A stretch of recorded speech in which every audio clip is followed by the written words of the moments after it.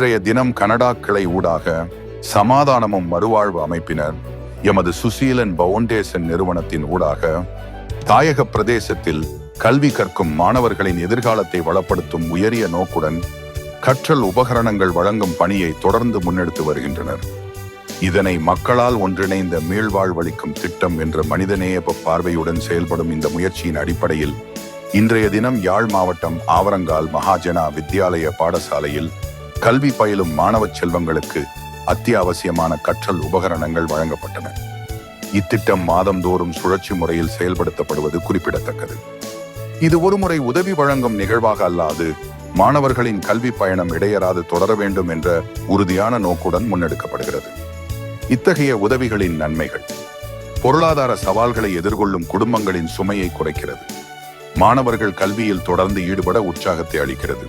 பொருளாதார சவால்களை எதிர்கொள்ளும் குடும்பங்களின் சுமையை குறைக்கிறது. மாணவர்கள் கல்வியில் தொடர்ந்து ஈடுபட உற்சாகத்தை அளிக்கிறது.